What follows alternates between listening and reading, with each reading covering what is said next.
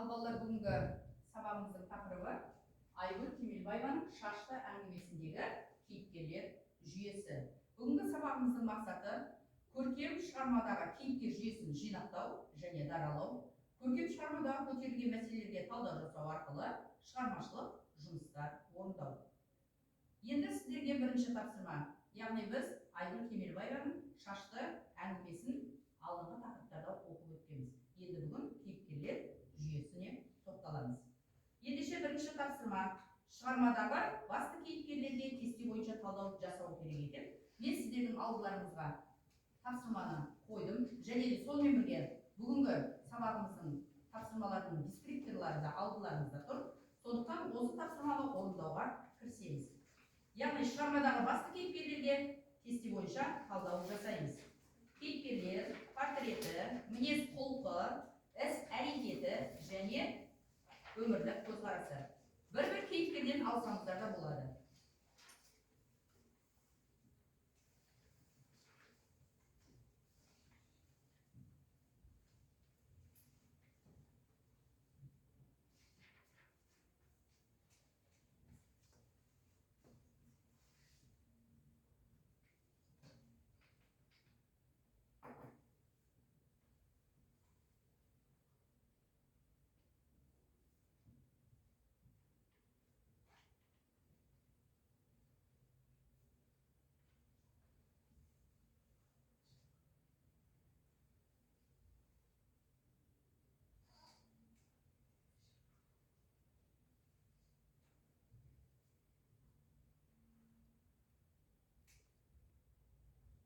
Алқаның болқақ па?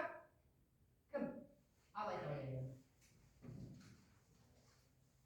Кейіпкер Тасқұл, портреті жасы келген қарт адам, мінез құлқы әркез тұйық мінезді, орнымен сөйлейді, көрегенді адам. Іс-әрекеті Кенжебектің қыршынынан қиылып кетпеуіне ықпал етті. Өміршілік көзқарасы өзінде болмаған барлық басқаларда болғаны қалады. Дұрыс, өте жақсы. Келесі, Диана. Кейіпкер Тасқұл, портреті жылға барып жүрген қарт, мінез құлқы сабырлы, салмақты, жанашыр, қамқор, мейірімді. Іс-әрекеті 60 жыл жылқы баққан жылқышы. Өмірлік көзқарасы өзінің қиындығын басқалар көрмесе дейді. Кейіпкер Кенжебек, портреті өзіне сенімді жас жігіт, мінез құлқы өте сабырлы және байсалды. Іс-әрекеті Кенжебек ат құлағында ойнап өскен бала. Көзқарасы Кенжебек қандай да бір қиындыққа тап болса, соған дес бермей қайтпайды. Жақсы, тағы да кім оқиды? Ал Өсердана. Кейіпкер Тасқұл, портреті қарт адам, мінез құлқы өзіне сенімді, батыл рухты.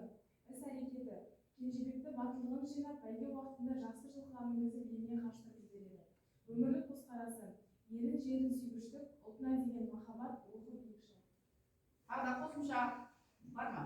Жүкетаева Алима. Кейіпкер Тасқұл, портреті жасы келген адам, мінез құлқы әркез тұнжырап, тұйық мінезді адам. Іс-әрекеті Кенжебектің қыршынынан қиылып кетуіне ықпал етті. Өмірлік көзқарасы өзінде болмаған барын басқаларға болғанын қалайды. Өте тамаша. Кейіпкерлерге жақсы талдау жүргізе алдыңдар, я? Тура шығармада осы кейіпкерлер бізде осындай бейнесімен сомдалып отыр екен. Енді балалар, осы кейіпкерлердің ішінде негізгі кейіпкеріміз осы Тасқұл қарттың осы шығарманың ішінде қасқыр терісін жамылып отыратын жері бар. Солай ма? Осы қасқыр терісін не үшін жамылып отыр? Осыны үш дәлелмен кім маған дәлелдеп бере алады? Және негізі осы жерде айтылғаны Тасқұл қарттың осы қасқырдың терісін жамылып отырғаны менің ойымша қазақ ертеден осы бөлтірікті қастерлеген халық мал жанға қанша зияны тисе де оның терісін биік көтеріп қасқырға зиян тигізбеу керектігі үнемі айтып отырады.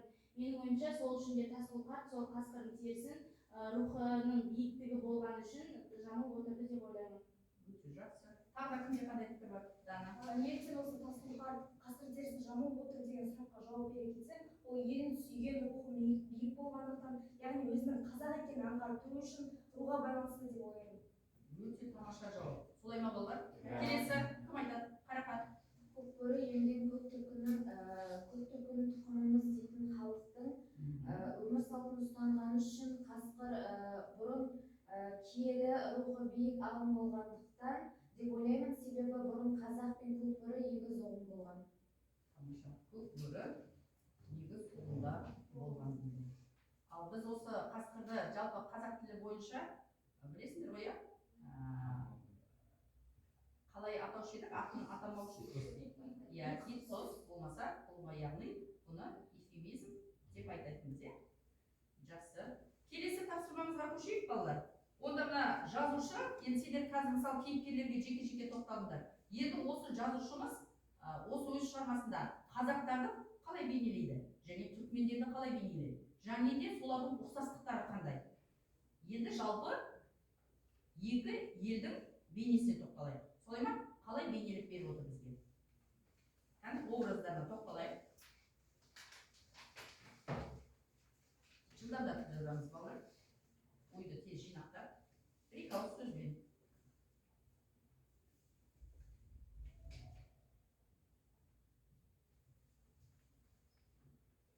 Ондағы жылқы малы, иә?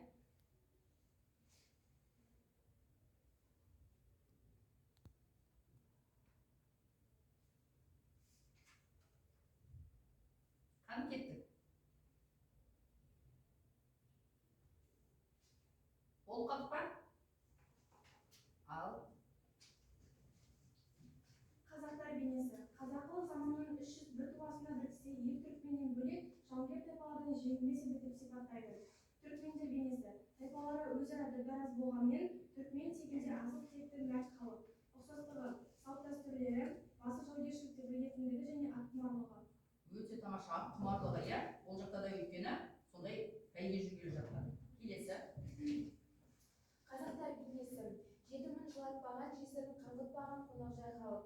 Қазақ елі көкбөрідей рухты халық. Түркмендер бейнесі. Жетім қыз болса малдығы ап кішілікке береді. Анасы көгі бөтен болса, одан туған ұл бала есіміне құл деп жалғайды. Ұқсастығы, ат құмарлықтары аттың құлағында ойнайды. Қуанышты сәт туғанда ат бәйгемен балуандар күресін ұйымдастырады. Тамаша. Тағы да қосымша айтар деушілер бар ма? Мұқабай, Хамидия. Қазақтар бейнесі қонақжай халық, көкбөрідей болған, жетімдерін жылатпаған, керісінше оларға бар заттарын беріп, өздерінің алдын ретіне қараған. Түрік халқы бөрік басқанадан туған балаларды өздерін құл ретінде санап, сабап, өздерінің бар мүлдем жатпаған. Ұқсастықтары екеуі де атқұмар, салт-дәстүрлері жақын, әр мейрамда бәйге ойнатып көкпар балаларды тапсырған.